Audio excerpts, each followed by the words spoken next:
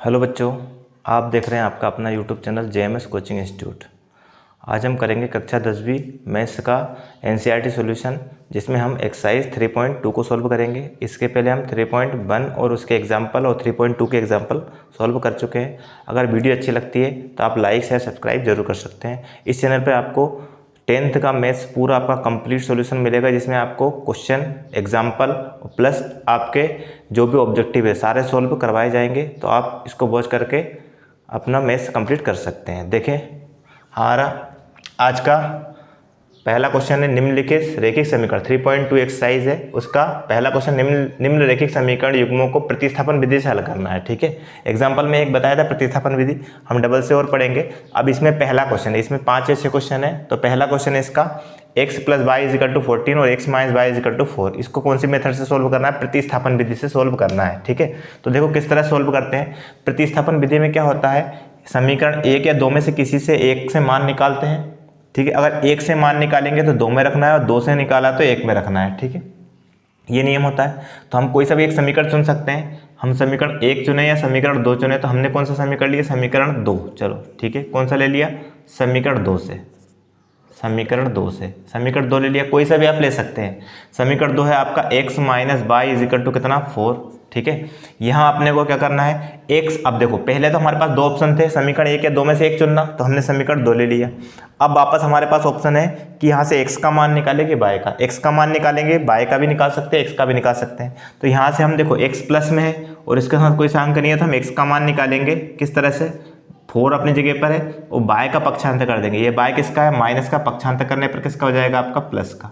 ठीक है, ये आपका बाय हो गया। इक्वेशन क्या हुई? आपकी थर्ड बन गई, है ना। अब इस x का मान हमें समीकरण कौन से निकाला? हमने दो से। तो जिससे निकाला है उसमें नहीं रखना है। ठीक है, समीकरण दो से निकाला है तो किस में रखना है? एक में। तो x का मान समीकरण कौन से में रखने पर? एक में रखने पर समीकरण एक में मान रखते हैं। समीकरण एक लिख लेते हैं पहले, x + y = 14। ये समीकरण आपका एक था। इसमें किसकी वैल्यू पुट कर रहे हैं? देखो आप x की, तो x हटेगा, इसकी जगह पे इसकी वैल्यू कितनी? 4 + y, ये आ गई, प्लस ये आपका। ठीक है, कितना हो गया आपका? y। देखो x का मान रखा प्लस y, ऐसा कैसे? बराबर कितना? 14। अब ये आपका अंक है तो ऐसा कैसे रहेगा? एक बाय और ये एक बाय, कितने हो गए? देखो कभी भी आपका एक आपकी चार राशि अगर एक जैसी होती है और उसकी पावर भी एक जैसी बराबर होती है, जैसे इसकी घात भी एक है, इसकी घात भी एक है, तो ये जुड़ सकते हैं, घट सकते हैं, है ना। और जुड़ेंगे, दोनों प्लस के हैं तो जुड़ते हैं, चिन्ह आता है प्लस का। ठीक है, और जुड़ते क्या है? उसके कोफिशिएंट, उसके गुणांक। एक इसका गुणांक कितना है? एक, और इसका गुणांक कितना है? एक। तो कितना हो गया? एक और एक कितना हो गया? 2 बाय हो गया, 2 बाय हो गया, = कितना? 14। अब देखो ये आपका अंक है और ये भी इधर अंक है। अचर राशि के साथ सोल्व होती है, तो 2y को अपने अपनी जगह पे रखेंगे, बराबर 14। और ये प्लस में, अगर गुणा में होता तो भाग में जाता, प्लस में है, पक्षांतर हो जाएगा, किसका हो जाएगा? माइनस का। कितना हो जाएगा? 4, सॉरी, कितना हो जाएगा? -4। अब 2y बराबर 14 प्लस का और 4 माइनस का घटेगा। एक प्लस का एक माइनस का घटता है, बड़ा नंबर जो प्लस का है तो प्लस का चिन्ह आएगा, माइनस है तो माइनस चिन्ह आएगा। तो यहाँ किसका चिन्ह आएगा? आपका प्लस का। 14 में 4 घटाया, कितना आ गया? 10। अब यहाँ से बाय का मान निकालेंगे हम। देखो आप बाय का मान निकालेंगे तो ये 2 इंटू में, इंटू वाला कहा जाता है डिवाइड में, मतलब गुणा वाला कहा जाता है भाग में। तो कितना हो जाएगा? 10/2। 2 से डिवाइड करेंगे तो बाय का मान कितना आ जाएगा? 2.10, 5 आ जाएगा। तो ये बाय की वैल्यू हो गई कितनी? 5। ठीक है, अब इस बाय की वैल्यू को हम कहाँ रख सकते हैं? समीकरण एक में रखेंगे तो भी आंसर आएगा बाय x का, 2 में रखेंगे और 3 में रखेंगे तो भी। तो हमें सरल सबसे कहाँ पड़ेगा? समीकरण 3 में। ठीक है, तो क्या लिखेंगे? बाय का मान समीकरण 3 में रखने पर समीकरण 3 लिख लेते हैं। देखो समीकरण 3 है आपका x = 4 + y।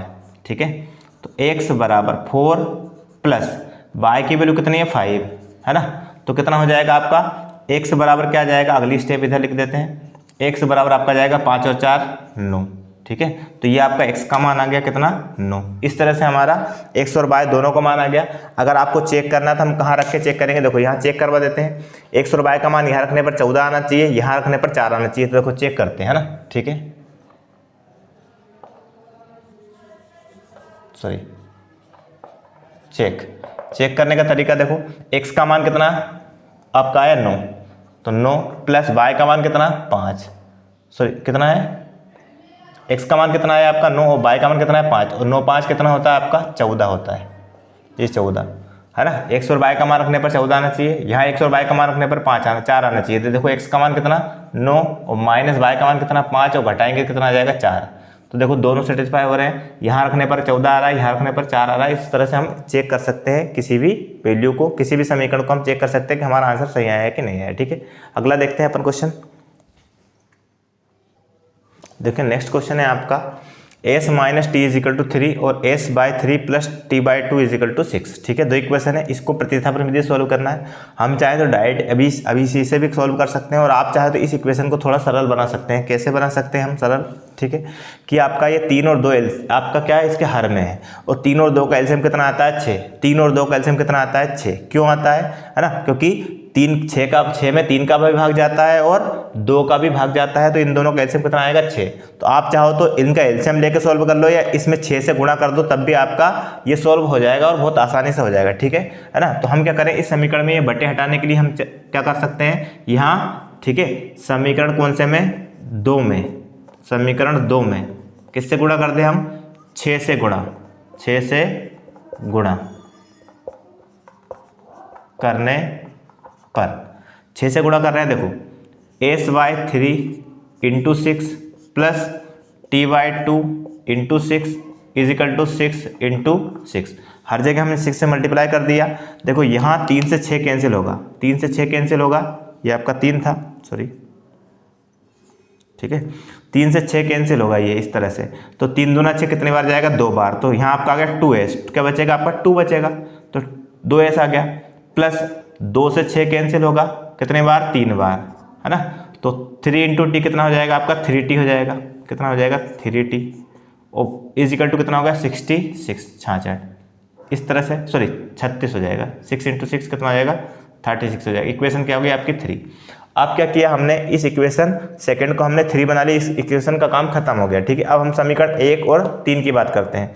तो किससे मान निकालना है, देखो सरल, इसमें x के साथ भी आपका गुणांक है और t के साथ भी गुणांक है, इसलिए इससे अगर मान निकालेंगे तो कठिन पड़ेगा। तो हम क्या करेंगे, इससे इक्वेशन फर्स्ट से अगर वैल्यू निकालते हैं तो बहुत सरल हो जाएगा। तो कौन सा समीकरण लेते हैं हम, समीकरण 1 से, ये लेंगे हम समीकरण 1 से। समीकरण 1 लिखेंगे अपन s minus T is equal to कितना 3। ठीक है, अब किसका मान निकालना चाहे तो देखो, अगर s का मान निकालें t माइनस का प्लस का हो जाएगा, बहुत आसान हो जाएगा, और t का निकालेंगे तो ये माइनस दिक्कत देगा, इसलिए हम क्या करें s का मान निकाल लें। s इज इक्वल टू 3 और t को उधर ले गए तो किसका हो गया प्लस का t हो गया। ठीक है, ये s का मान आ गया, इसको समीकरण क्या नाम दे दिए 4।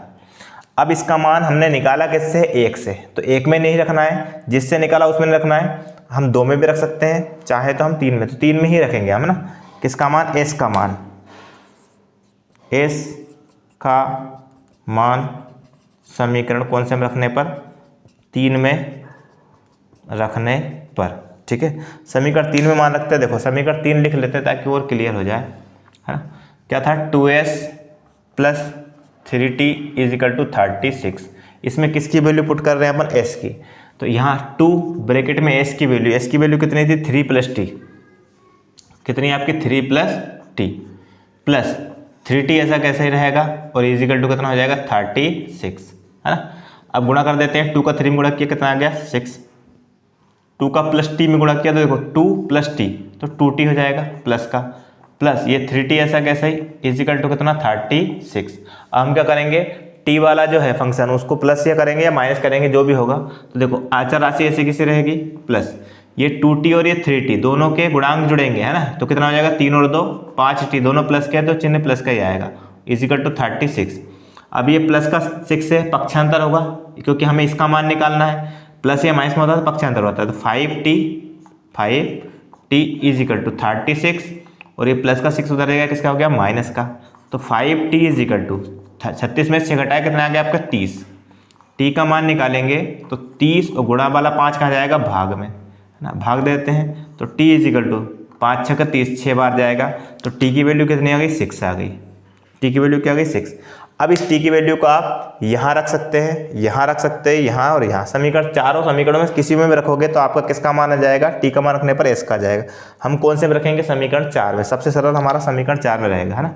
तो टी का मान समीकरण कौन से में रखने पर, 4 में रखने पर। समीकरण 4 देखो क्या है आपका, s बराबर 3 प्लस टी।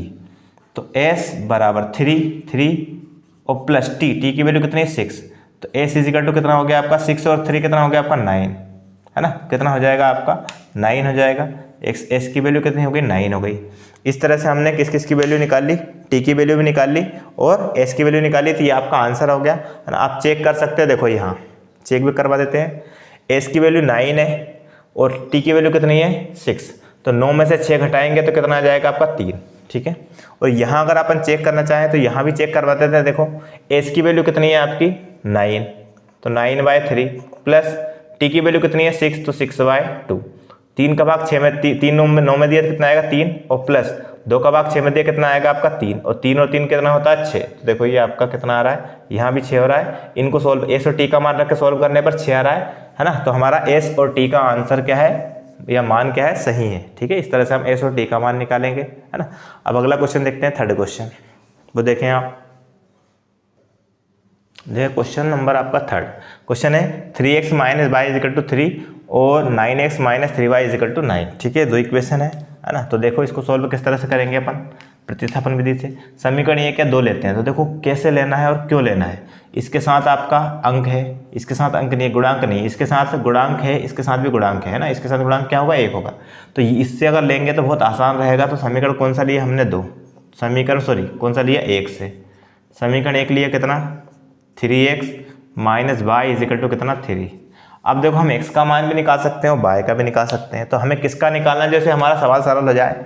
तो अगर हम x का मान निकालेंगे तो ये y का पक्षांतर करेंगे और 3 गुणा में भाग में चला जाएगा, वो 3 दिक्कत देगा। इसलिए हम क्या कर सकते हैं y का मान निकाल लें, लेकिन y किसका है माइनस का। तो अब हम क्या करेंगे, बराबर तो अपनी जगह पर रहेगा, y को 3 की जगह पहुँचाएंगे तो माइनस का है किसका हो जाएगा प्लस का, और ये 3 इधर आएगा। तो ये देखो 3x तो अपनी जगह पर है, ये 3 इधर आया, पक्षांतर हो गया तो किसका हो गया माइनस का 3 हो गया, और बाय पक्षांतर हो गया माइनस का है तो किसका हो गया प्लस का। यह करके हम इसको लिख सकते हैं, बाय को पहले लिखेंगे बराबर 3x माइनस 3। इक्वेशन क्या हो गई, ये आपकी थर्ड हो गई। ये आपकी सेकंड इक्वेशन थी, तो ये कितनी हो गई आपकी थर्ड हो गई, तीसरी। अब देखो ये किससे मान निकाला हमने, बाय का मान निकाला समीकरण 1 से। तो किस में रखना है, समीकरण 2 में ही रखना है ना। तो बाय का मान कहाँ रख देते हैं, समीकरण 2 में। तो बाय का मान समीकरण 2 में रखने पर, ठीक है, समीकरण 2 में रख देते हैं। देखो समीकरण 2 क्या है, 9x minus 3y is equal to 9। तो देखो 9x माइनस 3 इंटू बाय की वैल्यू रखेंगे कितना 3x minus 3, 3x minus 3 is equal to कितना 9। 9x माइनस 3 का गुणा 3 में किया तो कितना हो गया 9x हो गया, है ना, क्योंकि x तो था ही सही। माइनस माइनस प्लस 3 का गुणा 3 में किया कितना आ गया आपका 9 इजिकल टू कितना 9। अब देखो इस 9 को उधर पक्षांतर कर दें तो यहाँ इधर क्या आ रहा है 9x माइनस 9x और इजिकल टू इधर कितना आ रहा है 9 माइनस 9। कैसे, इस अंक को उधर पक्षांतर कर दी, ये अपनी जगह पर है। अब देखो 9x में 9 से घटाया तो 0 और बराबर इधर भी इसमें से घटाया तो कितना आ गया आपका 0। दोनों तरफ अगर 0 बराबर 0 आपका आ रहा है, मतलब इसका क्या होगा अपरिमित रूप से अनेक हल होंगे, ठीक है। क्या होंगे, अपरिमित रूप से अनेक हल होंगे। वैसे भी हम देख सकते हैं अगर हम इसमें 3 से भाग दे देते हैं इस समीकरण में, तो ये जो पहले इक्वेशन है वैसा वैसे ये बन जाएगा, है ना। जब दोनों समीकरण एक जैसे होते हैं तो अपरिमित रूप से अनेक हल होता है ना। तो हम लिखेंगे अतः समीकरण युग्म के, ऐसा लिखेंगे, समीकरण युग्म का अपरिमित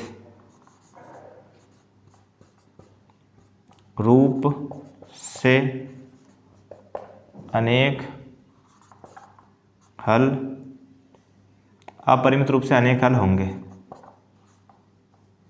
युग्म के, सॉरी यहाँ आपका क्या आएगा, समीकरण युग्म के अपरिमित रूप से अनेक हल होंगे। इस तरह से इसका आंसर आएगा। कभी भी आपका x या y की वैल्यू अगर निकाल रहे हैं और अगर x और y ही आपका 0 हो जाए पूरा, ठीक है, तब आपका क्या होगा अपरिमित रूप से अनेक हल होते हैं, ठीक है, जिसका मान निकाल रहे हैं वही आपका जीरो हो जाए, पूरा ही जीरो हो जाए, तब जाके अपरित रूप से अनेक हल होते हैं। अब नेक्स्ट क्वेश्चन देखते हैं। देखिए नेक्स्ट क्वेश्चन है आपका चौथा नंबर का 0.2x plus 0.3y is equal to 1.3 और 0.4x plus 0.5y is equal to 2.3। आप चाहो तो पॉइंट में सोल्व कर सकते हो, और हम चाहें कि यार हमें पॉइंट हटाना है तो हम पॉइंट को हटा भी सकते हैं। किस तरह से, देखो इसमें कितने अंक बाद, एक अंक बाद, इसमें दशमलव है, इसमें भी एक अंक बाद और इसमें भी एक अंक बाद, इसी प्रकार इसमें भी एक एक अंक बाद दशमलव है। तो हम क्या कर सकते हैं, इसमें 10 का गुणा ऊपर भी कर दे, दोनों समीकरण में 10 से गुणा कर देते हैं तो ये दशमलव हट जाएगा। ठीक है ना। तो क्या करते हैं पर, देखो इस तरह से कर सकते हैं अपन समीकरण, किसमें, समीकरण 1 व 2 में, समीकरण 1 व 2 में किससे गुणा करना, ये 2 समीकरण दूसरा था, में किससे गुणा करने पर, 10 से गुणा करने पर, है ना। एक बार करके बता दे, देखो जैसे इसमें 10 से गुणा करेंगे तो 1.3 में अगर 10 से गुणा करते हैं तो कितना आएगा आपका, 13 ही आएगा, लेकिन और एक जीरो आएगा। ठीक है, ये आएगा, दशमलव एक कम बाद लगेगी यहाँ, और दशमलव के बाद जीरो की वैल्यू नहीं होती तो ये कितना बन जाएगा, 13 बन जाएगा। इस तरह से आपका दशमलव का गुणा होगा। ठीक है, इसलिए हम डायरेक्ट सॉल्व करेंगे यहाँ। जैसे दशमलव के बाद एक अंक है तो देखो ये दशमलव हट जाएगी यहाँ। ठीक है, तो यहाँ आपकी इक्वेशन क्या बन जाएगी, ये बन जाएगी आपकी 2x प्लस ये बन जाएगी आपकी 3y इजिकल टू कितना, 13, है ना। ठीक है, इक्वेशन क्या हो गई आपकी 3, और ये बन जाएगी आपकी 4x plus 5y is equal to 23, दशमलव एक एक अंक बाद हट जाएगा, है ना। तो इस तरह से आपकी समीकरण ये बन जाएगा इस तरह से। ठीक है, तो इस तरह सोल्व कर सकते हैं। आप चाहे इसको भी सोल्व कर सकते हैं, इस तरह से बना के सोल्व कर सकते हैं। अब देखो आप आसानी से समीकरण, वही तरीका, आप सिंपल सी इक्वेशन बन गई तो समीकरण 1 या 2 कोई सा भी लेते हैं। समीकरण हमने कौन सा ले लिया, 1, समीकरण 1 से, समीकरण 1 है आपका 2x plus 3y is equal to 13, इससे x का मान निकालें या y का। तो देखो x के मान में यहाँ क्या है 4, और यहाँ x के साथ क्या है 2, अगर ये 2 बटे में जाएगा, भाग में जाएगा तो 2 से 4 कट जाएगा, इसलिए हम किसका मान निकालेंगे, x का ही मान निकालेंगे। तो 2x बराबर 13 और प्लस का 3y किसका हो जाएगा, माइनस का 3y हो जाएगा। यहाँ से x का मान निकालेंगे तो ये 2 गुणा वाला कहाँ जाएगा, भाग में, तो 13 माइनस 3y और बटे में कितना 2, ये समीकरण क्या हो गया आपका 5 हो गया। अब देखो हमें इस 1 और 2 से मतलब नहीं है, हमें किससे मतलब है, 3 और 4 से। तो हमने किससे समीकरण, कौन से 1 से निकाला मान, सॉरी यहाँ आपका समीकरण किससे निकाला हमने, 3 से, समीकरण 3 से मान निकाला। ठीक है ना, समीकरण 3 से निकाला तो किस में रखना है, 4 में, 4 से निकाला 3 में, है ना, क्योंकि हमने 1 को 3 बना लिया, 2 को 4 बना लिया। ठीक है, तो किस में x का मान कहाँ रख दे, समीकरण 4 में, तो x का मान समीकरण 4 में रखने पर समीकरण 4 में रख देते हैं। देखो समीकरण 4 क्या है आपका, ये 4x प्लस, यहाँ x को छोड़ देते हैं, x की वैल्यू रख देते हैं ना, 4x plus 5y is equal to 23, ये आपका समीकरण 4 था। इसमें आपका 4 और x की वैल्यू यहाँ रख रहे हैं, x की वैल्यू कितनी है, 13 माइनस 3y और बटे में कितना है 2। अब देखो इस 2 से ये 4 कैंसिल हो जाएगा, 2 से नीचे वाले 2 से ये 4 कैंसिल हो जाएगा, कैसे, 2 से काटा, 2 एक कम 2, 2 दूना 4, 2 आ गया। अब ऊपर कितना बचा, ऊपर बचा 2 ब्रैकेट के बाहर और अंदर है 13 माइनस 3y, तो 2 का गुणा करेंगे, 13 में 13 दूना 26, माइनस क्योंकि ये प्लस है, माइनस माइनस 2 का गुणा 3 में करेंगे तो कितना आएगा 3y, नहीं सॉरी 6y, कितना हो जाएगा 6y, है ना, प्लस 5y, ऐसा कैसे ही, और इजिकल टू कितना आपका 23। अब देखो 26 अपनी जगह पर है, एक माइनस का एक प्लस का घटेगा, बड़ा नंबर माइनस का है, चिन्ह आएगा माइनस का, 6 में से 5 घटाए तो 1y, या डायरेक्ट y लिखोगे तो भी चलेगा, बराबर कितना 23।